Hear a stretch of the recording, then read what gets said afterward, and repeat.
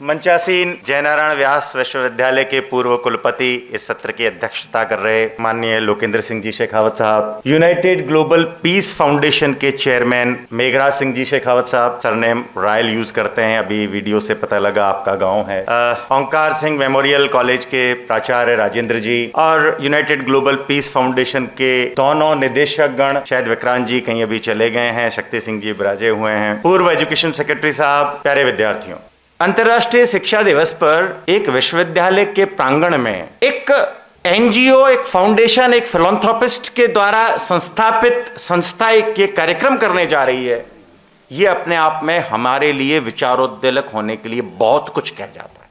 जब मैं university system में आया तो पहली बार मैंने जिन कुलपति के साथ काम किया वो थे प्रोफेसर नरेश दादिज साहब। मैं वर्धमान महावीर ओपन यूनिवर्सिटी कोटा में हुआ करता था। एक प्रश्न अक्सर कर चलता था, यूनिवर्सिटीज क्यों बनी? तो उन्होंने एक यूनिवर्सिटी की डेफिनेशन मुझे बताई थी, university is the place of critical scholarship.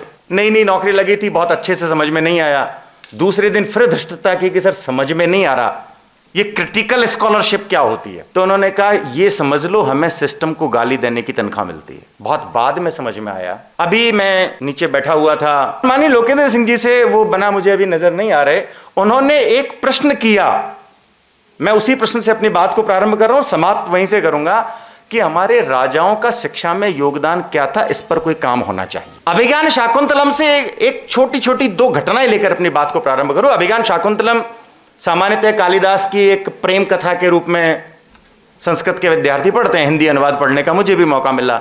उपन्यास चूंकि फिल्म की तरह शुरू होता है तो एक बैठक में पूरा पढ़ गया। दो घटनाएं अपने, जिसे मैंने कहा ना, उद्वेलित करने का प्रयास करूंगा। हिरण के शिकार के लिए दुष्यंत भाग रहे हैं रथ पर, सारथी को बार बार तेज दौड़ो तेज, हिरण की तेज रफ्तार होती है। अचानक से हिरण एक जगह जाकर रुक गया। ये अभिज्ञान शाकुंतलम में जो कालिदास ने लिखा उसे एज इट इज कोट कर रहा हूं, बस भाषा मेरी हिंदी है, उन्होंने संस्कृत में लिखा है, संस्कृत मुझे नहीं आती। हिरण जब खड़ा हो गया तो महाराजा दुष्यंत भी अपने धनुष्मान रखकर खड़े हो जाते हैं। सारथी थोड़ा सा चिढ़ा कि इतनी देर से भगाए जा रहे थे कि महाराज अब तो सामने खड़ा है, मार लो। आप सभी के लिए गौर करना शब्दों पर, महाराजा दुष्यंत, चक्रवर्ती महाराजा दुष्यंत, उस समय उस कालखंड की मैं बात कर रहा हूं जब चक्रवर्ती महाराजा होने का मतलब था माई वर्ड इज रूल और माई वर्ड इज लॉ। चक्रवर्ती महाराजा दुष्यंत अपने सारथी ड्राइवर को, बार बार मैं प्रेजेंट सिचुएशन के हिसाब से ट्रांसलेट कर रहा हूं, ड्राइवर को उत्तर देते हैं, निश्चित रूप से सारथी ये धरती किसी गुरुकुल की है जिस धरती पर आकर पशु पक्षी भी निर्भीक हो जाते हैं, और गुरुकुल की धरती पर शिकार करना राजा को भी निषेध है। ये थी ये गुरुकुल की परिकल्पना, ये था राजाओं का योगदान हमारे देश की शिक्षा व्यवस्था में। दूसरी घटना, आज शायद सबसे ज्यादा भयभीत एक अनजान आदमी कैंपस में आते हुए होता है, जहां पशु पक्षी भी निर्भीक हो जाते थे, मनुष्य भी निर्भीक नहीं है। दूसरी घटना, शकुंतला और दुष्यंत का प्रेम विवाह, शकुंतला का गर्भवती होना, दुष्यंत का उसे भूल जाना, वो सारा एक विषय। महर्षि कण्व को पता लगता है, कण्व राजा को याद दिलाने के लिए अपने 2 स्नातक महाराज के दरबार में भेजते हैं। दूत जाकर कहता है महर्षि कण्व के आश्रम से 2 स्नातक आए, आपसे मिलना चाहते हैं। राजा सीधे मिलने की हिम्मत नहीं करता। वर्तमान व्यवस्था पर शायद इससे बड़ा कटाक्ष नहीं हो सकता। पहले मंत्री को बुलाते हैं, मंत्री से पूछते हैं गुरुकुल या गुरु के सम्मान में कहीं कोई त्रुटि तो नहीं हुई, स्नातकों को यहां मिलने आना क्यों पड़ा? मंत्री ने एश्योर किया, नहीं महाराज। दूसरा एश्योरेंस, गुरुकुल को जाने वाला अनुदान तो समय पर पहुंच गया था। ये 2 चीजों से निश्चिंत होने के बाद चक्रवर्ती सम्राट गुरुकुल के स्नातक से मिलने की हिम्मत कर पाता है। वर्तमान व्यवस्था में क्षमा करना, एक आईएएस के कमरे के बाहर वाइस चांसलर 3 दिन इंतजार करता है, और फिर हम शिक्षा की श्रेष्ठता की बात कर रहे हैं। ये राजाओं का योगदान था मेरे देश की शिक्षा के लिए। यूनिवर्सिटीज क्यों बनी? यूनिवर्सिटी की एक डेफिनेशन से मैंने अपनी बात की शुरुआत की। University is the place of critical scholarship. Monastery जो थी, मिशनरीज के स्कूल थे, वो एक ऑर्गेनाइज्ड वे में चालू हो जाएं, इसके लिए तथाकथित मॉडर्न यूनिवर्सिटी कंसेप्ट 9वीं शताब्दी में आता है। 867 के आसपास यूनिवर्सिटी ऑफ मैनेगरो एस्टेब्लिश होती है, लेकिन उसके कहीं पहले 427 बीसी में नालंदा विश्वविद्यालय हमारे यहां स्थापित हुआ, और वो सिर्फ इसलिए स्थापित हुआ कि कहीं एक राजा की दृष्टि से एक राज्य के विद्यार्थियों के पढ़ने की व्यवस्था प्रभावित ना हो, इसलिए बहुत सारे राजा, बहुत सारे महाजन, मैं शब्द यूज कर रहा हूं, माननीय मेघराज सिंह जी शायद 2 भूमिकाओं में आप यहां बैठे हैं, एक राजा के रूप में भी, एक महाजन के रूप में भी, जिसे प्रेजेंट लैंग्वेज में हम रूलर्स और फिलैंथ्रोपिस्ट कह सकते हैं। उन्होंने मिलकर एस्टेब्लिश की और टर्म दिया विश्वविद्यालय। यूनिवर्सिटी उसका ट्रांसलेशन बहुत बाद में हुआ होगा। जहां सीमाओं से परे विद्यार्थी आ सके, जहां सीमाओं से परे आकर शिक्षक आ सके। चाणक्य यूं ही मगध से छोड़कर तक्षशिला अध्यापन के लिए नहीं गए थे।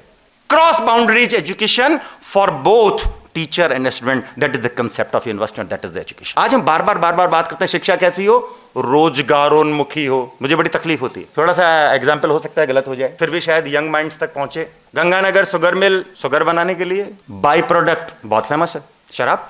ठीक है, वैसे ही अब इसको ऐसा कर दें, गंगानगर शुगर मिल शराब बनाएगी, शायद शुगर अलग से प्रोड्यूस हो जाएगी। वही बात है, अरे भाई एजुकेट कर लो, रोजगार को बाई प्रोडक्ट रहने दो।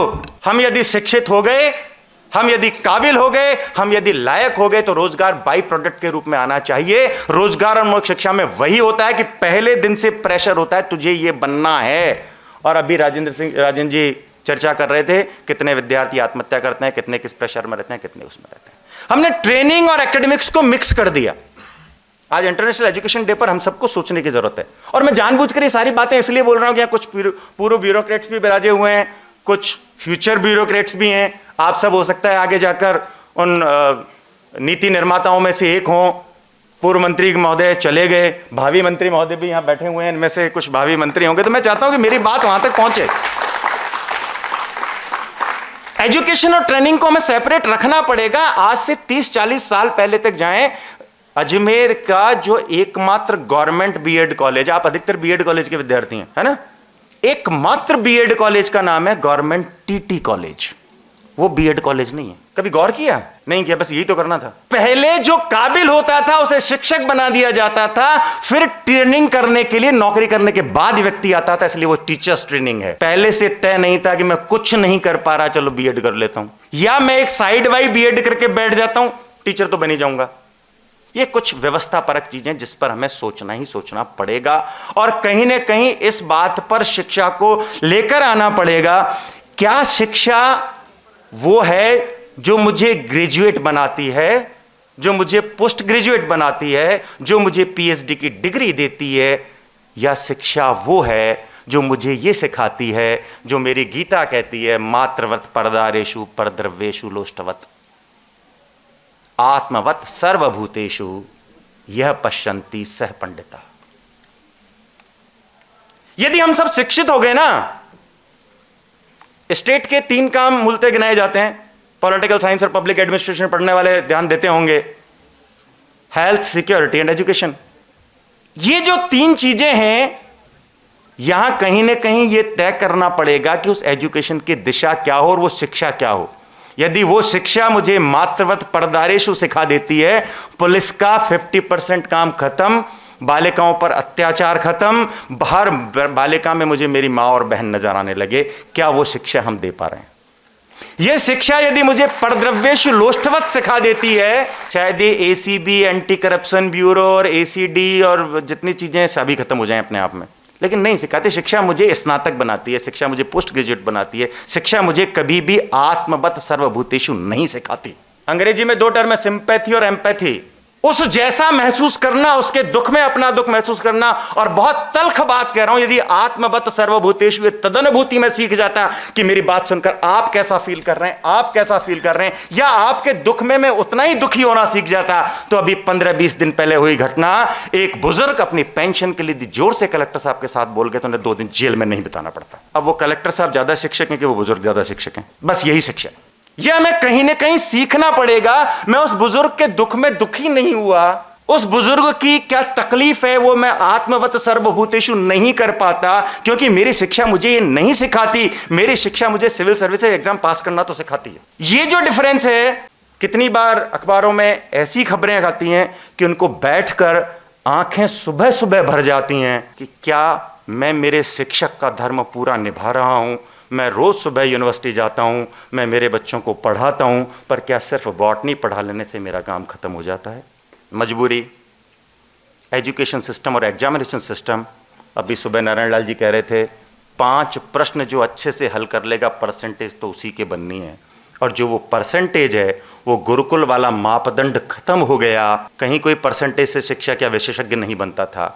उस विषय पर आज हमें सोचने की आवश्यकता आ जाती है। अब मॉडर्न कंसेप्ट में मैं बात करूं, यूनिवर्सिटी ऑफ मैनीगेरो से लेके ऑक्सफोर्ड और कैम्ब्रिज तक डेफिनेशन दी गई, university is a place of to develop and to disseminate the knowledge based on rational, विवेक आधारित ज्ञान। कितना कर रहे हैं? और वो विवेक आधारित ज्ञान क्या हो, वो किसी एक विचारधारा से प्रेरित हो, क्या वो सरकार के कितने नियंत्रण में हो। आज भी हम एग्जाम्पल देते हैं, हमारे पास भी यूनिवर्सिटी में बड़ी बड़ी चिट्ठियां आती हैं, आप NIRF रैंकिंग में टॉप 100 में क्यों नहीं थे, आप वर्ल्ड रैंकिंग के टॉप 100 में क्यों नहीं थे। उन टॉप 100 वर्ल्ड रैंकिंग वाली यूनिवर्सिटी से देखा जाए, अब मेघराज सिंह जी आपका ध्यान में आकर्षित करना चाहूंगा, हमारे यहां दो तरह की एजुकेशन सिस्टम है, या तो प्राइवेट या पब्लिक। प्राइवेट के अपने मोटिव है, उसे सस्टेन करना है, और प्राइवेटाइजेशन शायद शुरुआत इसीलिए हुई होगी, शायद मैं इसलिए लगा रहा हूं कि मैं कंफर्म नहीं करता, क्योंकि ऑक्सफोर्ड और कैम्ब्रिज जैसे संस्थान गवर्नमेंट संस्थान नहीं है। तो हमने भी कल्पना यह की होगी कि हमारे यहां भी ऑक्सफोर्ड खड़ा हो जाएगा, कैम्ब्रिज खड़ा हो जाएगा, लेकिन उसकी पूरी स्टडी नहीं की। दो universities are established by philanthropist, run by philanthropist, but governed by public system. This is the difference between Indian education system and a top university ranking system. आज हमारे यहाँ क्या हो रहा है, मैंने यदि यूनिवर्सिटी बनाई तो गवर्न भी मैं ही करूंगा। अब फिर उसके बाद हम कहते हैं शिक्षक को भारतीय समाज भगवान में खूब कमियां स्वीकार करता है। हमारे जितने भी अंशावतार, अंशांशावतार, पूर्ण अवतार, पूर्ण कला अवतार, परिपूर्ण अवतार, सब में हम कहीं न कहीं आलोचना करते हैं, इसने ये गलती की, इसने ये गलती की, इसने गलती, स्वीकार रहे हैं हमें। लेकिन बेटियां बहुत सारी बैठी हैं, शिक्षक भी हैं। घर की बहू और शिक्षक हमेशा आदर्श होना चाहिए, इनमें कोई कमी स्वीकार्य नहीं है। और होता यह कि शिक्षा व्यवस्था से मैं प्रोफेसर तो बन रहा हूं, because I am proficient in some skill, not in education. मैं हमेशा कहता हूं there is a basic difference between skill, knowledge and training. हमने सबको मिक्स कर दिया। तो मैं किसी स्किल में प्रोफिशिएंट हूं इसलिए प्रोफेसर तो हूं, लेकिन मेरे आचार, मेरा आचरण क्या आपके लिए अनुकरणीय है, तब मैं आचार्य बन पाऊंगा।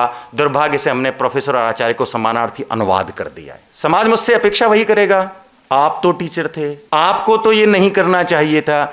लेकिन बहुत ही विनम्रता के साथ कहना चाहूंगा, मशरूमिंग ऑफ प्राइवेट इंस्टीट्यूशन से टीचर्स की हालत ये हुई कि टीचर सुबह से 8 घंटे एजुकेशन इंस्टीट्यूशन में रहता है, लेकिन उसके बाद अपनी सम्मानजनक ब्रेड एंड बटर कमाने के लिए उसे दूसरा धंधा करना पड़ता है। And this is a bitter truth of this society. हमने आराम से, ब्यूरोक्रेट्स ने और पॉलिटिशियंस ने दोनों अच्छी खासा में यहां बैठे हैं, फिर भी मैं बहुत आराम से, क्योंकि university is a place of critical scholarship, मैं आराम से कहूंगा कि एसी कमरों में बैठकर ये योजना बनाई, प्राइवेटाइजेशन में दे दो, हमें क्यों इंस्टीट्यूट एस्टेब्लिश करने। माननीय लोकेंद्र सिंह जी यहां विराजे हुए हैं, इस बात को एंडोर्स करेंगे। यह विश्वविद्यालय जो कभी राजस्थान का सबसे बड़ा विश्वविद्यालय क्षेत्रफल की दृष्टि से हुआ करता था, you will surprise to know that we are only 12 teachers are running a university. यहां आपकी भूमिका बहुत महत्वपूर्ण हो जाती है। मैं आह्वान करूंगा आप जैसे फिलैंथ्रोपिस्ट से कि आए, गवर्नमेंट से नेगोशिएट करें, और जो पब्लिक यूनिवर्सिटी जो पब्लिक पार्टनरशिप, उस वे में नहीं जो PPP मॉडल हम कहने लगे हैं, आप उसे फंड करें, आप उन यूनिवर्सिटीज को गवर्न करें, लेकिन गवर्नेंस के लिए पब्लिक मॉडल पर पूर्णतः इंडिपेंडेंस के साथ, ऑटोनॉमी के साथ छोड़ दें। अभी हो क्या रहा है, दिनों दिन अब तो विश्वविद्यालय बने किस लिए कि जो मोनेस्ट्री थी उसको खत्म करें, यूनिवर्सिटी गाइड करेगी, ज्ञान का केंद्र होगा, नॉलेज क्रिएट करेगा और नॉलेज डिसेमिनेट करेगा। बेसिक डिफरेंस यूनिवर्सिटी और कॉलेज में यही था। College is the only place to disseminate the knowledge, while university is the place to create the knowledge as well as disseminate the knowledge. अभी condition क्या है कि अब यूनिवर्सिटी के ऊपर भी नियामक आयोग होना चाहिए जो यूनिवर्सिटी को कंट्रोल कर सके। फिर बनाने की जरूरत ही क्या थी, कॉलेज सफिशिएंट थे। चाणक्य यदि अपनी शिखा खोलकर यह कहता है कि प्रणय और निर्माण दोनों शिक्षक की गोद में पलते हैं, तो कहीं न कहीं उस बात को आज भी नहीं भूलना चाहिए, क्योंकि हो सकता है टीचिंग पेडागोगी कितनी ही बदल जाए, हो सकता है आपके पास इंफॉर्मेशन कितनी ही हो, लेकिन टीचर का जो इंपॉर्टेंस है, टीचर का जो रोल है, ठीक उसी तरह एक छोटे से एग्जाम्पल से मैं कहूंगा, आपके पास इंफॉर्मेशन इस डब्बे में बहुत है। जॉर्ज बर्नार्ड शो कहा करते थे, there is only half an hour difference between teacher and student. Teacher आधा घंटे बाद उसी चीज, स्टूडेंट आधे घंटे बाद उसी चीज को पढ़ रहा होता है जो टीचर आधा घंटे पहले पढ़ता है। लेकिन नहीं, बेसिक डिफरेंस ज्ञान और रद्दी में उतना ही है। सुबह आप अखबार पढ़ते हैं, आधे घंटे बाद वो आपके लिए रद्दी हो जाता है, हालांकि फुल ऑफ इंफॉर्मेशन था। लेकिन कभी भी घर पर रखा हुआ कोई ग्रंथ, चाहे कितने ही दिनों से आपने रखा होगा, वो ज्ञान से परिपूर्ण था, इसलिए कभी रद्दी नहीं होता। ये पेडागोगिक मेथड कभी भी रद्दी होते रहेंगे। टीचर जो ज्ञान से परिपूर्ण है वो कभी रद्दी नहीं हो। अरे बड़े दुर्भाग्य की बात समझ में आती है, हमें शिक्षा का स्तर सुधारना है तो हम क्या करें, हर स्टेट में एक IIT खोल दें, एक आईआईएम खोल दें। नो डाउट जोधपुर में आईआईटी खुली, आज आईआईटी जोधपुर के यदि मैं पेटेंट्स और उनकी लिस्ट देखूं रैंकिंग में टॉप पे आ गई। जब मुझे पता था कि वो मॉडल है, उस फ्रीडम के साथ काम करना है, तो बहुत अच्छा एजुकेशन सिस्टम काम करता है, तो जो पहले से एस्टेब्लिश सिस्टम थे उनको आईआईटी सिस्टम पे रन क्यों नहीं कर सकते? नहीं, अब तो पराकाष्ठा ये होती है कि हायर एजुकेशन का जो कमिश्नर है वो आईएएस बैठता है। वो अच्छा, पता नहीं इस देश में क्या हुआ, एक ब्यूरोक्रेसी का एग्जाम पास करते वो सर्वगुण संपन्न हो जाता है, हर कला का माहिर हो जाता है। मत्स्य विभाग का आईएएस, वो आईएएस में, कृषि विभाग का आईएएस, वो खेती करना भी सीख गया, एजुकेशन का वो एजुकेशनिस्ट भी हो गया। ये जो सिस्टम परंपरा आई, एक कहीं मैं आर्टिकल पढ़ रहा था, किसी ने सटायर लिखा था कि इसरो में, हमारी यूनिवर्सिटीज में अब जो रजिस्ट्रार हैं, फाइनेंस ऑफिसर हैं, गवर्नमेंट के होने लगे हैं। एक जगह पढ़ रहा था कि इसरो में आप एक आईएएस आरआईएस को बैठा दो, एक चंद्रयान के बाद मंगलयान बैठा के देख लो। पहला फाइल पे ऑब्जेक्शन आएगा, दूसरा यान क्यों बनाना है, चंद्रयान से काम क्यों नहीं चल सकता। दूसरा फाइल पे आएगा, इतने को भेजना जरूरी है क्या। ये मैं केवल इसलिए नहीं कर रहा कि मैं कहीं प्रेजुडिस हूं या किसी से, मैं इसलिए कह रहा हूं कि जैसे जैसे autonomy of the education system खत्म होगी, हमें हमारी बुराई करने वाला नहीं मिलेगा। और यूनिवर्सिटीज, गुरुकुल, एजुकेशन सिस्टम को हमें हमारी कमियां बताने दो, ताकि हम इंट्रोस्पेक्शन अपना कर सकें। यही हमारी एकमात्र एजुकेशन डे पर एजुकेशन को सुधारने के लिए सबसे अच्छी बात हो सकती है। तो मैं केवल 2 निवेदन के साथ आज अपनी बात को खत्म करना चाहूंगा कि let be the education institutions be autonomous, fully autonomous for their academic structure, and second, let the philanthropist came forward to make the institutions, to establish the institutions and to develop such an infrastructure। क्यों नहीं Oxford Ajmer में आ जाएगा? हम Oxford की क्यों कल्पना करें, हम फिर अजमेर यूनिवर्सिटी की कल्पना क्यों नहीं करें कि उस दृष्टि पर चले। इसी के साथ अपनी वाणी को विराम दूंगा। जय।